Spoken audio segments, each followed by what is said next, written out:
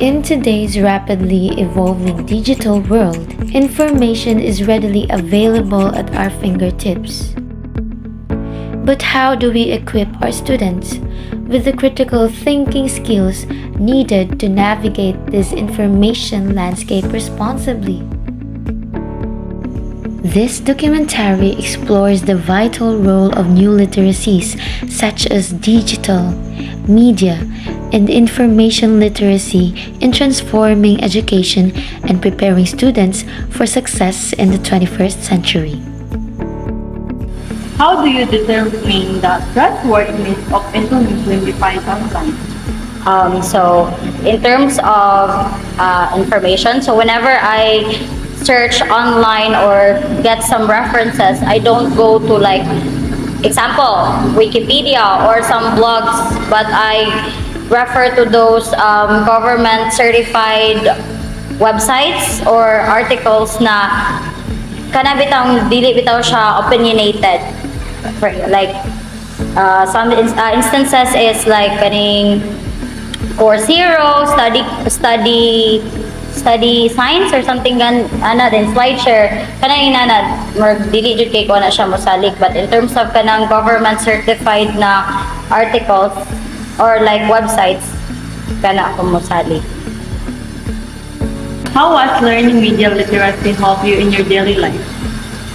Media literacy really gives us the, what do you call this, medium where we can make our everyday life easy, get some information more accessible, and then, but in some cases there are also disadvantages.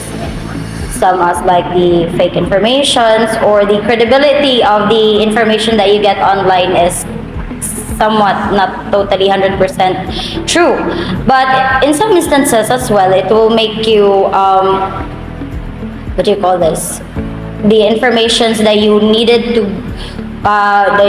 gusto nimo kaon, you don't need to go to libraries and scan some books and hundreds of pages, but in media literacy you just click the desired word that you want to search and then makuha na dayon nimo siya.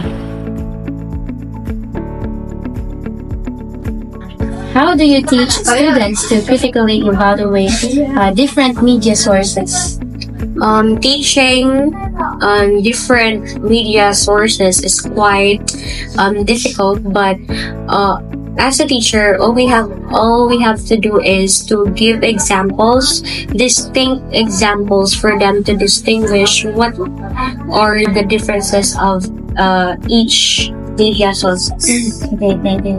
What strategies do you use to help students identify bias and misinformation?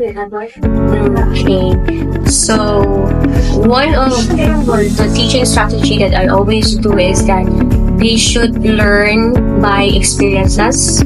So they should experience what is the topic, for example, bias, and then with that experience, they can define on their own what is the difference between bias and misinformation and what could be the effects or the causes of these topics. So in order for them to prevent misinformation, they need to cite or accurately cite references. So that's why they need to double check if this particular article is legit or not. So in order to do that, they need to get into a site, like for example Turnitin or a referencing site, not to check whether that particular article is considered as legit or not. What digital tools do you find most effective in your science classes?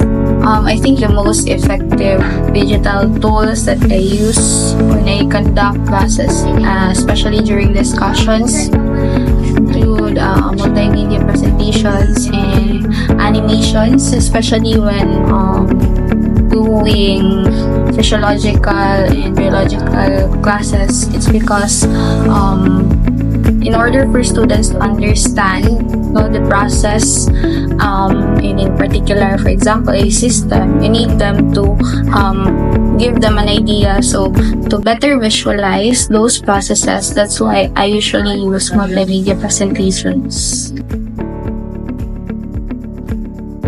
In a world saturated with information, the ability to critically analyze, evaluate, and create is no longer a luxury, it is a necessity.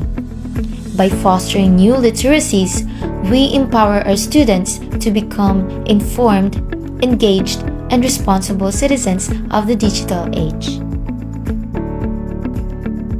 What steps can you take to promote new literacies in your school or community? Let's work together to equip the next generation with the skills they need to succeed in the digital age.